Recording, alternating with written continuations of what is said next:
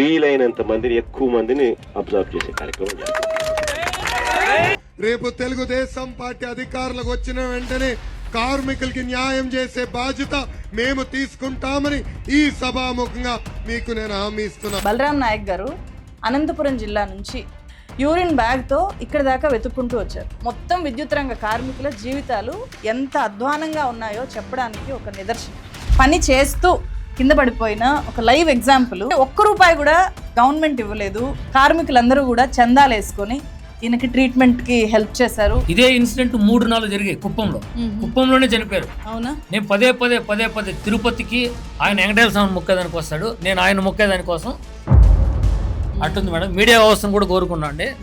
ఆంధ్రప్రదేశ్ నుంచి ఇన్ని గంటలు ప్రయాణం చేసి వచ్చి తెలంగాణలో మేడం గారి ద్వారా చూపించుకోవాల్సిన పరిస్థితి వస్తుంది. మరి మీడియా వ్యవస్థను సూటిగా అడుగుతున్నా, మీరందరూ చూపించాలంటే మీరు పెట్టుకున్న ఛార్జింగ్ పిన్ ఎవరు ఇచ్చారు? మీరు ఛార్జింగ్, మీ కరెంట్ ఎక్కడి నుంచి వచ్చింది? పనిచేసేటువంటి కరెంట్ అన్ని చూపించాలి కదా. ఒక 3rd గ్రేడ్ సిటిజన్ మాత్రం చూస్తున్నారు మమ్మల్ని. మేము చేసిన పాపం ఇదేనా మేడం? అంటే ఈ ఆంధ్రప్రదేశ్ రాష్ట్రంలో పుట్టడమే మేము చేసిన పాపమా? బతికుంటే మాతో పని చేయించుకుంటారు. ఏమన్నా కాలు 20 కాలు చనిపోతే ఎత్తి పక్కన పడేస్తారు. కాకన్నా చచ్చిపోతే 100 కాకులు మా కాకనే కొట్టుకుంటాయి. కానీ ఇక్కడ ఆఫీసర్లు కానీ గవర్నమెంట్ కానీ ఏం పట్టించుకోదు. కాకులు కన్నా దుర్భరమైన జీవితం మేడం మాది. నమస్తే ఫ్రెండ్స్, నా పేరు తులసి చందు. ఒకసారి నేను మీకు కొన్ని విజువల్స్ చూపిస్తాను స్క్రీన్ మీద, చూడండి.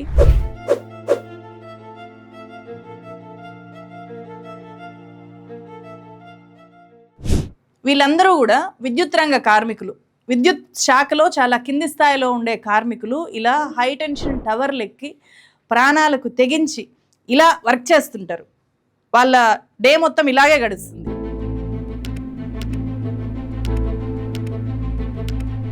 వీళ్ళు ఇలా పనిచేస్తే మాత్రమే నేను మీ ముందు ఇలా మాట్లాడగలుగుతున్నాను, అండ్ మన ఇంట్లో కరెంట్ ఉంటుంది, మన ఫోన్లో ఛార్జింగ్ ఉంటుంది, మన జీవితంలో ఒక వెలుగు అనేది ఉంటుంది. ఇలా పనిచేస్తున్న ఈ కార్మికుల జీవితాల్లో మాత్రం ఏమాత్రం వెలుగు లేదు. ముఖ్యంగా ఆంధ్రప్రదేశ్ విద్యుత్ రంగ కార్మికుల జీవితాల్లో చీకటి అలుముకుంది అని చెప్పి ఆంధ్రప్రదేశ్లో ఉండే అనేక జిల్లాల నుంచి వాళ్ళందరూ కూడా విద్యుత్ రంగ కార్మికులు ఇక్కడికి వచ్చారు. వాళ్ళతో చాలాసేపు నేను మాట్లాడాను. వాళ్ళ సమస్యలు ఏంటి అని చెప్పి తెలుసుకున్నాను. ముఖ్యంగా రెగ్యులరైజ్ చేయాలి అని చెప్పి వాళ్ళు కోరుకుంటున్నారు.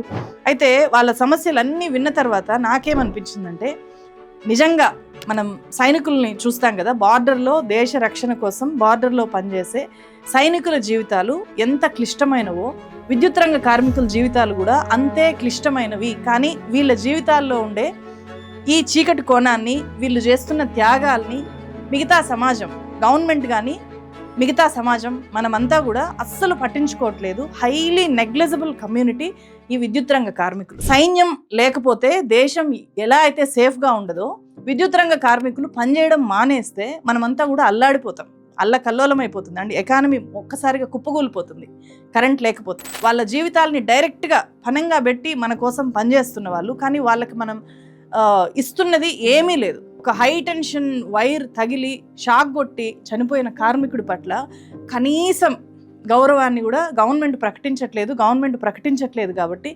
జనం కూడా పెద్దగా గుర్తించట్లేదు. ఇంత త్యాగం చేసి పనిచేస్తున్న వాళ్లకు వాళ్ళు పొందుతున్నది ఏమైనా ఉందా అంటే, కనీసం వాళ్ళ ఉద్యోగం కూడా రెగ్యులరైజ్ అవ్వట్లేదు. వాళ్ళు రిటైర్మెంట్ అయితే వాళ్ళకి ఏమీ దక్కట్లేదు.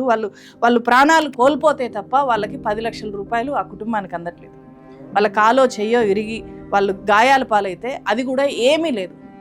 రిటైర్మెంట్ అయితే ఉత్త చేతులతో బయటికి వెళ్ళిపోవాల్సిన కండిషను.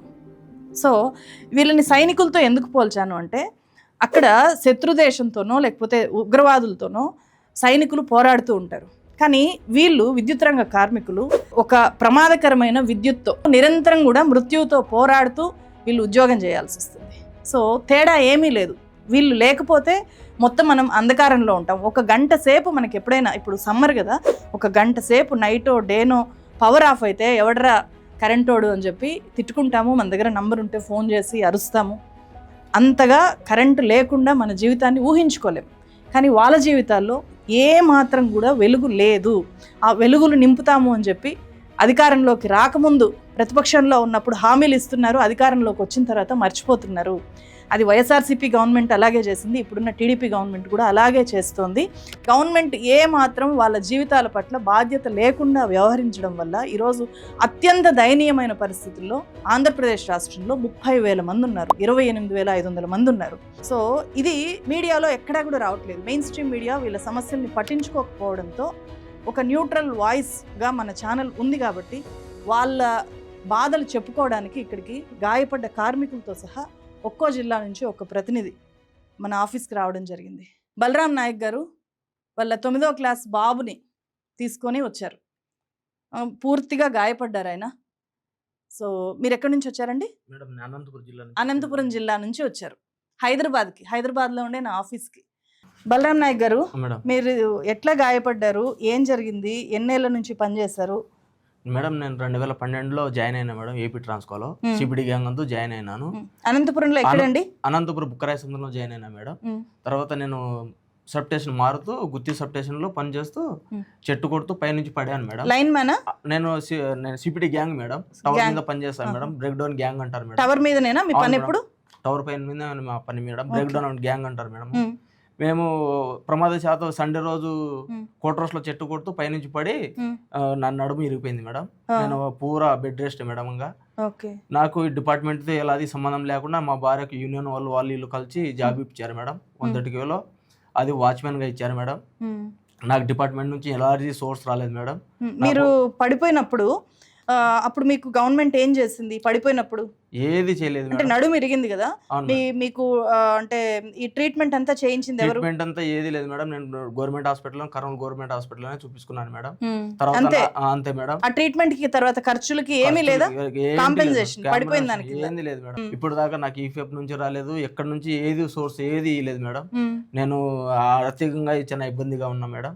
నాకు ఇప్పుడు ఫిజియోథెరపీ చేయించుకోవాలని కూడా నాకు నెలకు కనీసం అంటే నాకు యూరిన్ బ్యాగ్స్, నాకు డైపర్స్కు, నాకు ఖర్చులకు, టాబ్లెట్స్కు అన్ని చాలా ఖర్చులు అవుతున్నాయి మేడం. 25,000 దాకా ఖర్చు వస్తుంది మేడం నెలకు. నా భార్యకు 130Kలో జాబ్ ఇచ్చారు మేడం. 15-20,000 జీతం ఇస్తారు మేడం ఆ బాబుకు. అదే దాంతోనే కుటుంబం గడుపుతున్నాం మేడం. నేను సాయం కొరకు కోరుతున్నాను మేడం. లీడర్స్ తెలుసుకోవాల్సింది ఏంటంటే బలరాం నాయక్ గారు అనంతపురం జిల్లా నుంచి యూరిన్ బ్యాగ్తో ఇక్కడ దాకా వెతుక్కుంటూ వచ్చారు. అంటే ఆయన ఎంత పెద్ద కష్టంలో ఉండాలి. అంత నడుమిరిగిపోయిన కండిషన్లోకి వెళ్ళిపోయినా కూడా ఒక కార్మికుడు పని చేస్తూ, ఎక్కడో ఆయన సొంత పని కాదు, విద్యుత్ రంగ కార్మికుడిగా పనిచేస్తూ నడుమిరిగిపోయినా కూడా ₹1 కూడా ఆయనకు పరిహారం ఇవ్వలేదు గవర్నమెంట్. అంటే ఈయన మొత్తం విద్యుత్ రంగ కార్మికుల జీవితాలు ఎంత అధ్వానంగా ఉన్నాయో చెప్పడానికి ఒక నిదర్శనం. ఇంతకు మించి ఏం కావాలి, ఏం చూపించాలి గవర్నమెంట్స్కి? నరేంద్ర గారు మొత్తం కాలిన గాయాలతో ఇక్కడికి వచ్చారు. ఏంటండి, ఎలా తగిలింది? మీరు ఏం చేసేవాళ్ళు? మీరు? నేను 220 kV సబ్ స్టేషన్లో షిఫ్ట్ ఆపరేటర్ మేడం. మేము కొత్తగా డ్యూటీకి వెళ్ళామంటే బతికి రావడం అంటే దేవుని దయ మేడం. అది ఎట్లా ఉంటుంది? పైకి ఎక్కాలా మేడం? పైకి ఎక్కాలా, వైర్లు ఊడిపోయి టైట్ చేయాలి, ఎల్సీలు అంటాం అనమాట మేము. ఆ వర్షంలో మెరుపులు అవి మాకు కనపడవు మేడం. ఆ టైంలో జరిగిన ఇండక్షన్ ఇట్లుంటాయి అనమాట. దారుణంగా కాలిపోయింది. ఏమి వైర్ కాలిందా? ఇక్కడ వైర్ తగిలింది మేడం. వైర్ తగిలింది. వర్షం పడినప్పుడు 5 నిమిషాలు పవర్ పోతేనే టక ఫోన్స్ వస్తాయి మేడం. ఆ పవర్ లో మేము నడుచు వెళ్ళినప్పుడు మాకు వైర్లు కనపడవు మేడం. ఆ టైంలో అది తగలడం వల్ల ఇట్లా జరిగింది మేడం. ఎన్ని రోజులు మీరు అంటే పని చేయకుండా మానేయాల్సి వచ్చింది? 4 రోజులు ఉన్నా మేడం. 4 రోజులు కూడా మా కార్మికులు చందాలు వేసుకొని చేపించారు మేడం. కార్మికులు చందాలు వేసుకొని? అవును మేడం. ఓన్లీ కార్మికులే. ఇంత పెద్ద గాయమైనప్పుడు ₹1 కూడా ఇవ్వలేదు మేడం. మా కార్మికులే అంత చందాలు వేసుకొని చేశారు మేడం. మళ్ళీ నా పర్సనల్ గా 4-5 లక్షలు చేశారు మేడం. బయటపడ్డాను. ఎక్కడ ట్రీట్మెంట్ తీసుకున్నారు మీరు? కొంచెం ఇటు రండి. అనంతపురం సవీర హాస్పిటల్ అని అప్పుడు ఉండే మేడం. మొత్తం దారుణంగా కాలిపోయింది. అవును మేడం. ఈఎస్ఐ అవి అంత అందుబాటులో లేవు మేడం మాకు అనంతపూర్లో. అందుకు ఎమర్జెన్సీకి నన్ను అక్కడ చేర్పించారు. మీరు వర్క్ చేస్తున్నప్పుడే కదా తగిలి, వైర్ తగిలి పడిపోయినప్పుడు ఎందుకు మీకు గవర్నమెంట్ ఏమి హెల్ప్ చేయలేదు? మేము రామంటారు మేడం. మీరు హౌస్ స్టోర్స్, కాంట్రాక్ట్ లేబర్స్ మాకు సంబంధం లేదు. పని చేసేకైతే సంబంధం, పనిలో ఏమైనా ఇన్సిడెంట్ జరిగితే మాకు మీకు సంబంధం లేదు. ఒకసారి చూడండి, ఇంత పెద్ద కాలిన గాయాలయ్యి పని చేస్తూ కింద పడిపోయిన ఒక లైవ్ ఎగ్జాంపుల్ ఈయన. సో అయినా సరే ₹1 కూడా గవర్నమెంట్ ఇవ్వలేదు, డిపార్ట్మెంట్ ఇవ్వలేదు. కార్మికులందరూ కూడా చందాలు వేసుకొని ఈయనకి ట్రీట్మెంట్ కి హెల్ప్ చేశారు, సొంతంగా పెట్టుకున్నారు. అవును మేడం. ఆ డబ్బులు ఇప్పుడు కూడా అప్పు కట్టుకుంటూనే ఉన్నా మేడం. 35% కాలిపోయింది మేడం. కాళ్ళంతా కూడా గాయాలు, అన్ని గాయాలు మేడం. ఇది ఏమేమి ఉన్నాయి మెటల్ లోపల కనిపిస్తుంది. ఇదంతా తొడలు అంతా కూడా గాయాలు. అది పవర్ అనేది మేడం పెట్రోల్ కిరోసిన్ పోసుకుంటే పైన కాలుతుంది మేడం. ఎలక్ట్రికల్ అనేది కింద నరాలు ఉడికి చర్మం ఉడికి ఫుల్ డ్యామేజ్ ఉంటుంది మేడం. అది నొప్పి చెప్పలేమన్నమాట. మీకు కాలునోడన్నా పైన నుండి కాలుంటే మనకి ఏమి ఉండదు అనమాట. చూడండి ఇదంతా లోపల నుండి నరాలు ఉడికిపోయింటాయి. ఎంత ట్రీట్మెంట్ అయినా చేసుకో ఆ మంట భరించలేమన్నమాట. మేము ఆ టాబ్లెట్ వాడుతూనే ఉండాలా. నాకు వచ్చేది ఇప్పుడు 22,000 జీతం మేడం. 22,000 నా మెడిసిన్కే 5,000 అయిపోతుంది మేడం. మెడిసిన్ వాడుతున్నారా? వాడాలి మేడం. వాడకపోతే ఇది నైట్ జిమ్ అంటుంది మేడం. ఈ నొప్పులు అనేది చాలా క్రిటికల్గా ఉంటాయి మేడం. భరించలేము. నిద్ర రాదు, నిద్ర రాదు, బీపీ షుగరు లేని రోగాలన్నీ వచ్చాయి మేడం. అక్కడ ఇండక్షన్ మేము చేసే చోట ఇండక్షన్ ఎక్కువ అనమాట. ఒక మనిషి నడుచుకుంటూ పోతా అంటే కరెంట్ అనేది మాకు పక్కన టచ్ అయితే కరెంట్ వస్తుంది అనమాట. అంత హెవీ దాంట్లో అది ఇండక్షన్ అని ఉంటాం అనమాట. ఆ ఇండక్షన్ పడి మాకు రక్తం అనేది చాలా డ్రై అయిపోతుంది, వీక్ అయిపోతాము. మీరు చూస్తే ఇక్కడ ఎందుకు చేయాలంటే ఇక్కడ చేసినప్పుడు బయట ఏం పని చేయలేడు, ఏం చేయలేడు కూడా. వాడి జీవితం సర్వనాశనం. సస్సే చందాలు వేసుకుని ఎత్తేయాల. 1,00,000 రూపాయలు ఇస్తారు. అది కూడా కార్మికులంతా చందా వేసుకుని మాకు బతికుంటే మాతో పని చేయించుకుంటారు. ఏమన్నా కాలు చనిపోతే ఎత్తి పక్కన పడేస్తారు. కాకన్నా చచ్చిపోతే 100 కాకులు మా కాకనే కొట్టుకుంటాయి. కానీ ఇక్కడ ఆఫీసర్లు కానీ గవర్నమెంట్ కానీ ఏం పట్టించుకోదు. కాకులు కన్నా దుర్భరమైన జీవితం మేడం మాది. ఇక్కడ చచ్చిపోయి కాలిపోయి బయట పని చేసుకుంటే ఇక్కడ చేయగలము. సగం బాడీ కాలిపోయింది, సగం జీవితం ఈడే బర్నింగ్ అయిపోయింది. ఎన్నేళ్ళైంది మీ ఎక్స్పీరియన్స్? ఎన్నేళ్ళ నుంచి చేస్తున్నారు? నేను 18 ఏళ్ళ నుండి చేస్తున్నా మేడం. 18 ఏళ్ళు అయింది ఇప్పుడు ఎక్స్పీరియన్స్. 18 years ఎక్స్పీరియన్స్ ఉంది మీకు. ఈ రోడ్డు కూడా హౌస్ రెంట్ కట్టుకోవాలా, షుగర్ బీపీ టాబ్లెట్ అమ్మగా తెచ్చుకోవాలా, నాకు తెచ్చుకోవాలా, మైనస్లో పిల్లలను చదివించుకోవాలా. ఇంకా బయట ఏమో కరెంట్ వాడు నీకేమో మంచి లక్షల్లో జీతాలు అంటాడు. ఎక్కడున్నాయి మేడం జీతాలు? పనేమో బారడు, జీతమేమో ఇంత. వచ్చే వాళ్ళకి చూస్తే లక్షలు వస్తున్నాయి. మళ్ళీ అంటే అందరినీ ఒకటే ఘాటి కట్టేస్తున్నారు మేడం. కార్మికుడు కరెంట్ వాడు వీనికేం లే లక్షలు జీతాలు అంటారు. మా ఇంట్లో పూట గడవడం కూడా కష్టమే. తెలుసుకోవాలి, ప్రజలు కూడా అర్థం చేసుకోవాలి. కరెంట్ కార్మికులు అంటే ఎలక్ట్రిసిటీ డిపార్ట్మెంట్ లో ఉండే వాళ్ళందరికీ లక్షల జీతాలు రావట్లేదు. బేసిక్ గా 15,000 నుంచి లాస్ట్ లో రిటైర్మెంట్ అయిపోయినప్పుడు 30,000. మీడియా ద్వారా ఒకటే అడుగుతున్నాను సార్, ఇంత ఆంధ్రప్రదేశ్ రాష్ట్రంలో ఇన్ని ఛానల్స్ ఉన్నాయి. సాక్షి మరీ అంతకుముందు మాది భూతత్వంలో పెట్టి చూపించారు. పాదయాత్రలో అడుగడుగున విద్యుత్ కార్మికులు వస్తున్నారు. ఇడుపులపాయ నుంచి ఇచ్చాపురం వరకు మమ్మల్ని జూమ్ చేసి చూపించి గవర్నమెంట్కి ఏం చేశారంటే వీళ్ళందరూ పక్కా జగన్మోహన్ రెడ్డి మనుషులు అన్నాడు. ఆయనతో పాటు తిరిగాం. సరే ఆయన మోసం చేశాడు అనుకుంటే మళ్ళీ తర్వాత లోకేష్ గారి చుట్టూ తిరిగాం. ఇప్పుడు వాళ్ళు ఏమన్నారు, వీళ్ళు వచ్చినప్పుడు వాళ్ళ వీడియో చూపించడం, వాళ్ళు వచ్చినప్పుడు వీళ్ళు వీడియో చూపించి వీళ్ళు పలానా మనుషులను ముద్రేయడానికి మా దగ్గర ముద్రేస్తారు. ఎందుకంటే ఈ వీడియో ఉంది కాబట్టి. ఇప్పుడు సాక్షి ఉన్నారు, ఆయన ఇప్పుడు ఎందుకు మేము చేయలేదని చూపించాలంటే సాక్షి అతను చూపించడు. ఎందుకంటే జగన్మోహన్ రెడ్డి పాదయాత్రలో హామీ ఇచ్చాడు కాబట్టి ఆయన చేయలేదు, ఆయన చూపించడు. సరే తెలుగుదేశం చూపిస్తుంది అంటే వాళ్ళు చూపించరు. ఎందుకంటే ఇచ్చింది గవర్నమెంట్ వాళ్ళది ఉంది కాబట్టి మిగతా ఛానల్ వాళ్ళు చూపించారు. ఈ ఛానల్ వాళ్ళందరికీ ఒకటే రిక్వెస్ట్ చేస్తున్నాం, కరోనా టైంలో మీరు ఛానల్ గురించి చాలా గట్టిగా చెప్పారు. మేము అనేది చూపించకపోతే ప్రజలందరూ ఎక్కడికి వెళ్ళారని. మరి మీడియా వ్యవస్థను సూటిగా అడుగుతున్నా, మీరందరూ చూపించాలంటే మీరు పెట్టుకున్న ఛార్జింగ్ పిన్ ఎవరు ఇచ్చారు? మీరు ఛార్జింగ్ మీ కరెంట్ ఎక్కడి నుంచి వచ్చింది? పనిచేసేటువంటి కరెంట్ అన్ని చూపించాలి కదా. ఒక పక్క కరోనా వచ్చినా చనిపోతా ఉన్నా కూడా నా డ్యూటీలో మాత్రం నేను ఉన్నాను. నా ముందు 3 తిరుపతి హాస్పిటల్లో జాయిన్ అయ్యారు, కానీ నేను మాత్రం డ్యూటీలో ఉన్నాను. ఆ రోజు 8 hours లేదు, 24 hours లేదు. నువ్వు 4 రోజులు అయితే 4 రోజులు, 10 రోజులు అయితే 10 రోజులు ఉండాలి డ్యూటీలో. ఏమంటే కరెంటు బాగూడదు. మీకు సబ్స్టేషన్లో ఆడ కరెంటు పోకూడదు. కరెంట్ ఆఫీస్లో పనిచేసేవాడు మాత్రం వాడు చచ్చిపోయినా కూడా వాడిని చూపించద్దండి. కరెంట్ కార్మికుడి జీవితంలో మాత్రం కరెంట్ వెలగకూడదు. అట్టుంది మేడం. మీడియా వ్యవస్థను కూడా కోరుకున్నా అండి. ఆంధ్రప్రదేశ్ నుంచి ఇన్ని గంటలు ప్రయాణం చేసి వచ్చి తెలంగాణలో మేడం గారి ద్వారా చూపించుకోవాల్సిన పరిస్థితి వస్తుంది. మీడియాకి మిమ్మల్ని కూడా కోరుకున్నా అండి, మీతో పాటు సోల్జర్తో పాటు మేము కూడా అంతే కనుక పనిచేస్తున్నాం. దయచేసి మమ్మల్ని కూడా గుర్తించమని చెప్పి మీడియా మీ ద్వారా ఆ మీడియా వ్యవస్థను కూడా కోరుకుంటున్నాం. రీసెంట్గా ఒక 1 month బ్యాక్ ఒక కార్మికుడు చెట్టు కొడుతుంటే అక్కడ పడిపోయాడు అడవిలో. అక్కడ తిరుమలలో ఎలా ఉంటుందంటే ఈ ఎర్రచందనం మూలంగా ఎవరో కూడా లోపలికి వెహికల్ తీసుకెళ్ళడానికి లేదు. దాదాపు 4 kilometers లోపలికి వెళ్ళాలి. ఒక కార్మికుడు షాక్ కొట్టి పడిపోతే ఆ కార్మికుడిని వాళ్ళకు ఉన్నటువంటి డ్రెస్సెస్ అన్ని కూడా తీసేసి ఈ విధంగా ప్యాంట్లన్నీ తీసేసి అతన్ని ఆ కట్టెకు కట్టుకొని 4 kilometers అలాగే తీసుకెళ్లి అతన్ని బతికించుకున్నారు. అలాంటి పరిస్థితుల్లో హై టెన్షన్ టవర్స్ మీద పనిచేసేటువంటి కార్మికులు ఉంటారు. దాని తర్వాత మీకు ఈ ఫీల్డ్ లెవెల్లో పనిచేసేటువంటి కార్మికులు ఉంటారు. ఎవరైతే ఈ షిట్ ఆపరేటర్స్ అదే విధంగా ఫీల్డ్ లెవెల్లో ఉంటారో, మొన్న కర్నూలు జిల్లాలో ఒక కార్మికుడు ఫీల్డ్ అసిస్టెంట్, అతనికి ఒక ప్రమాదం జరిగింది. ఈవెన్ కాంట్రాక్టర్ కానీ లేదు దానికి సంబంధించినటువంటి అధికారులు కానీ ఎవరు కూడా రాలేదు. ఏమంటే అక్కడికి వెళ్తే వీళ్ళు ఎక్కడ డబ్బులు అడుగుతారని. ఈ రోజు వారి కుటుంబ పరిస్థితులు చూడండి ఒక్కసారి. అతనికి కాల్ తీసేశారు. కాల్ తీసేశారు. ఈ రోజు తిరుపతిలో అతని ఏజ్ 35 ఉందండి. చిన్న వైఫ్ పాప, వాళ్ళ పరిస్థితి చూడండి. అతను కాల్ తీసేశారు. ఇంకా రేపటి నుంచి ఇతనికి డిపార్ట్మెంట్ కి ఏ సంబంధం ఉండదు. సో ఏముండదండి.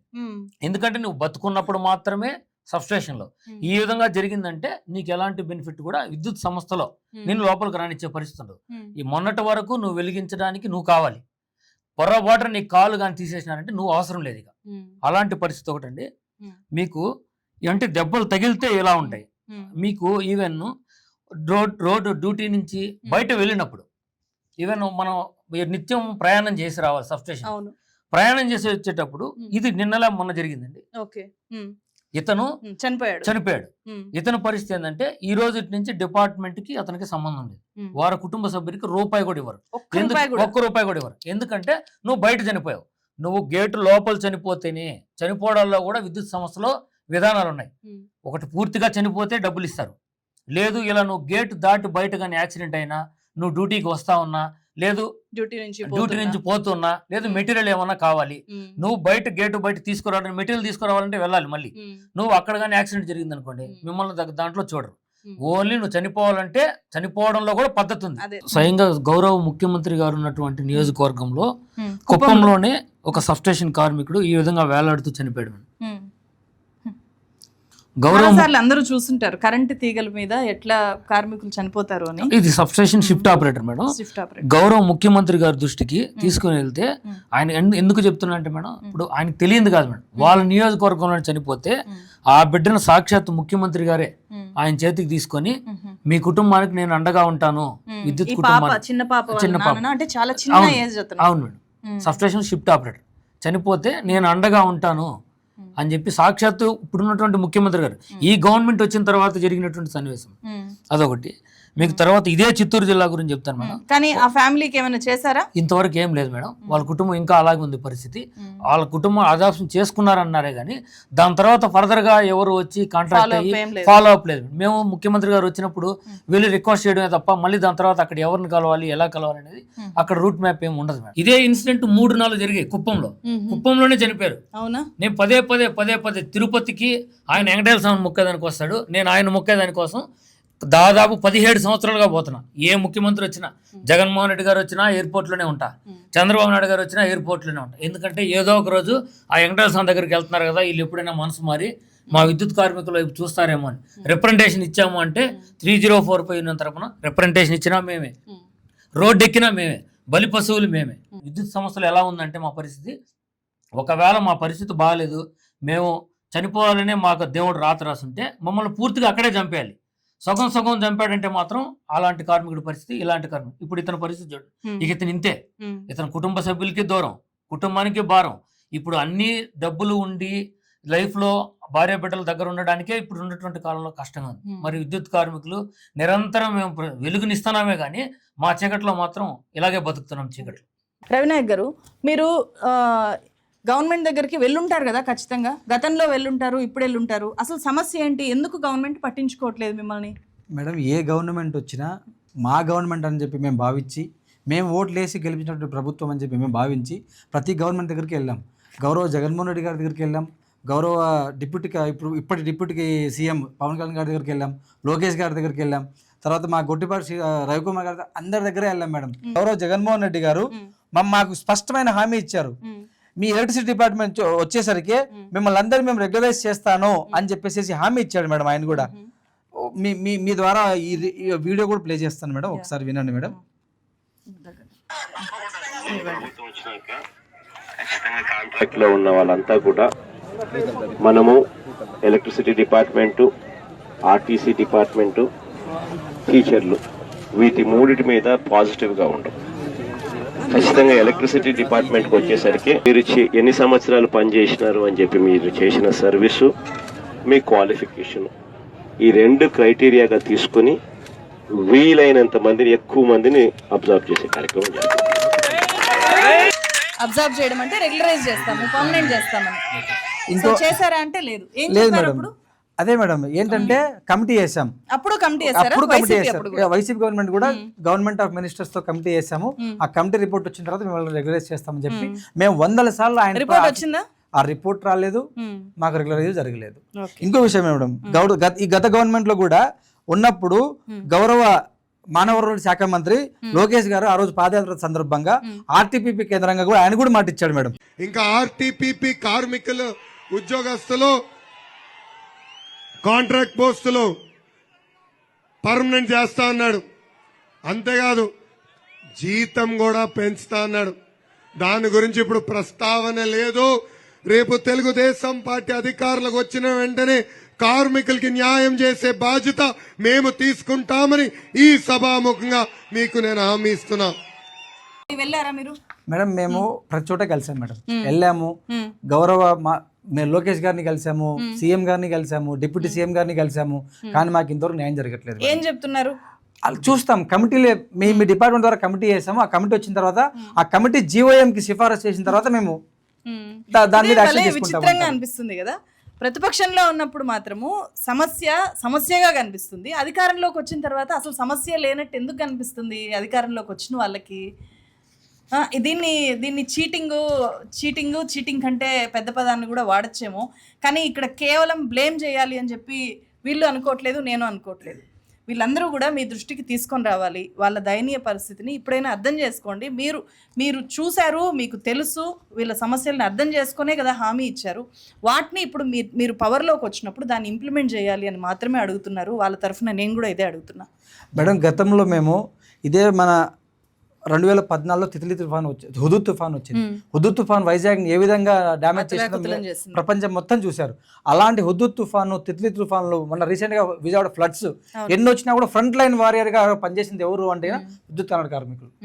అక్కడ మా రెగ్యులర్ ఎంప్లాయీస్ కి ఇస్తే టీఏ డిఏను ప్లస్ వాళ్ళకి అదనంగా శాలరీస్ ఇచ్చారు, కానీ మా కార్మికులకు మాత్రం నయా పైసా కూడా ఇవ్వలేదు. ఏ మేడం మాకు ఈ దౌర్భాగ్యం అంటే? ఈ ఆంధ్రప్రదేశ్ ప్రభుత్వము, ఆంధ్రప్రదేశ్ రాష్ట్రంలో, ఈ భారతదేశంలో మమ్మల్ని బ్రిటిష్ వాళ్ళు కూడా చూసినటువంటి అత్యంత దయనీయంగా చూస్తారు మమ్మల్ని. ఒక థర్డ్ గ్రేడ్ సిటిజన్ మాత్రం చూస్తున్నారు మమ్మల్ని. మేము చేసిన పాపం ఇదేనా మేడం? అంటే ఈ ఆంధ్రప్రదేశ్ రాష్ట్రంలో పుట్టడమే మేము చేసిన పాపమా? పక్కన ఒడిశా రాష్ట్రంలో 50,000 మంది రెగ్యులరైజ్ చేశారు. అక్కడ గవర్నమెంట్ చేసింది.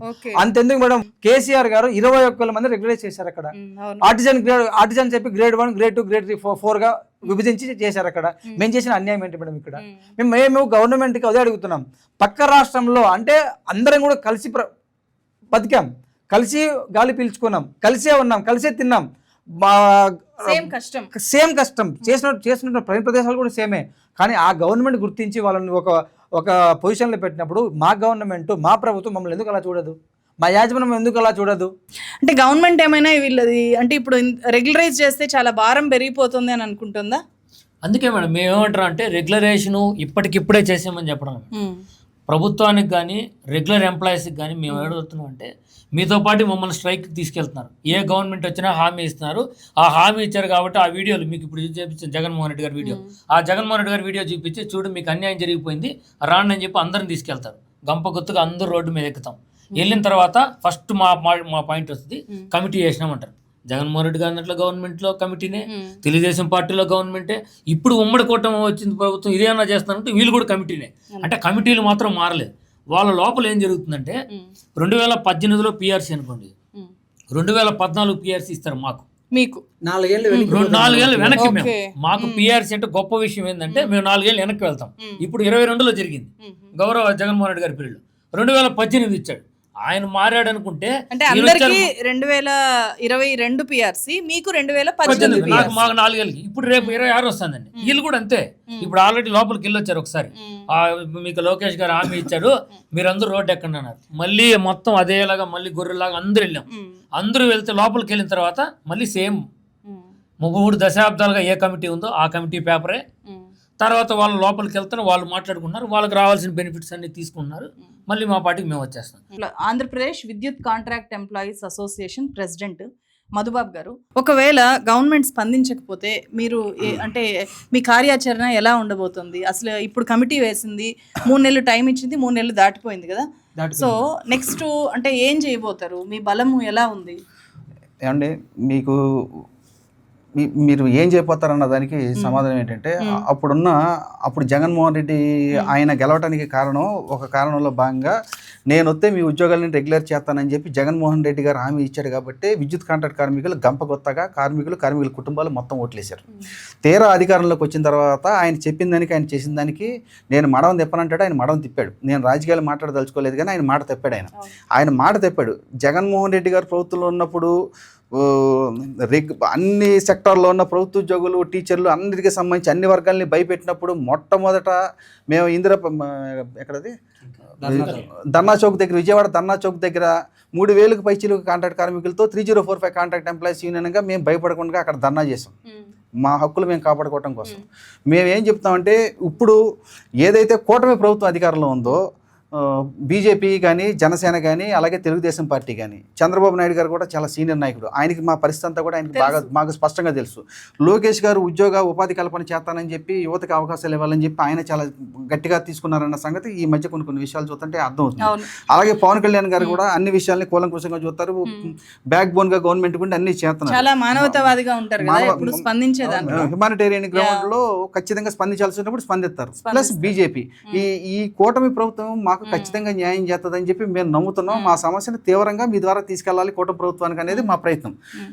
అట్ ది సేమ్ టైం రాష్ట్ర వ్యాప్తంగా 60,000 మంది ఉద్యోగులు ఉన్నారు. ఏపీ ట్రాన్స్కో, జెన్కో, డిస్కౌం కంపెనీల్లో రెగ్యులర్ కాంట్రాక్ట్ ఎంప్లాయీస్ కలిపి 60,000 పైచీలు ఉన్నారు. 60,000 పైచీల్లో 50% కాంట్రాక్ట్ ఎంప్లాయీస్ ఉన్నాం.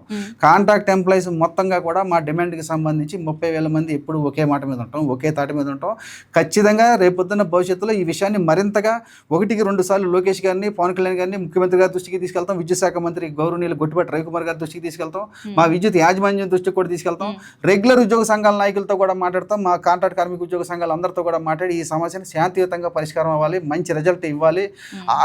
ఆ గౌరవం ఖచ్చితంగా మా మీద ఇది చూపించాలి అనేది మా యొక్క బాధనే, ఆవేదననే పాజిటివ్గా తీసుకోవాలి ప్రభుత్వం కానీ యాజమాన్యాలు కానీ అని చెప్పి మీ ద్వారా కూడా తెలియజేసుకుంటాం. థ్యాంక్ యూ అండి. మీరు చాలా మెచ్యూర్డ్గా స్పందించారు. సో ఎక్కడా కూడా మేము రోడ్డు ఎక్కుతాము,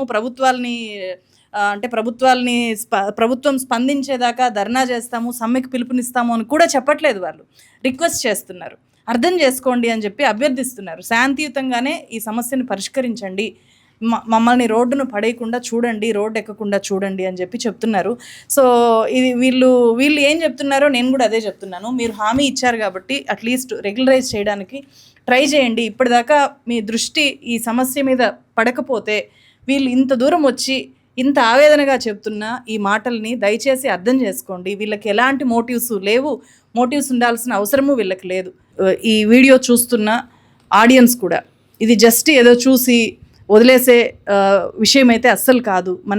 మనం ఫోన్కి ఛార్జింగ్ పెట్టుకుంటున్నామన్నా, మనం టీవీ చూస్తున్నామన్నా, నేను ఈ వీడియో చేస్తున్నానన్నా, నా చుట్టూ లైట్లు, పవర్, నేను మాట్లాడుతుండే మైకు, ఇదంతా కూడా ఎక్కడో కార్మికులు పనిచేస్తుంటే మనకు అందిన ఒక సౌకర్యం.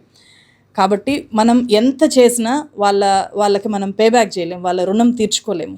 సో ఆ కుటుంబాలని, వాళ్ళ కార్మికుల శ్రమని, ఇట్లాంటి వాళ్ళని దృష్టిలో పెట్టుకొని ఖచ్చితంగా మన వంతు, మన వాయిస్ని వాళ్ళ కోసం వినిపిద్దాం, మన సోషల్ మీడియా హ్యాండిల్స్ని వాళ్ళ కోసం వినిపిద్దాం. వాళ్ళని రెగ్యులరైజ్ చేయాలి, వాళ్ళకు సరైన పనికి సరైన వేతనం వాళ్ళకి ఇవ్వాలి. కరెంటు ద్వారా వాళ్ళు ఇస్తున్న ఈ వెలుగుని నిజంగా వాళ్ళ జీవితాల్లో కూడా ప్రసరింపజేద్దాము. Thank you so much.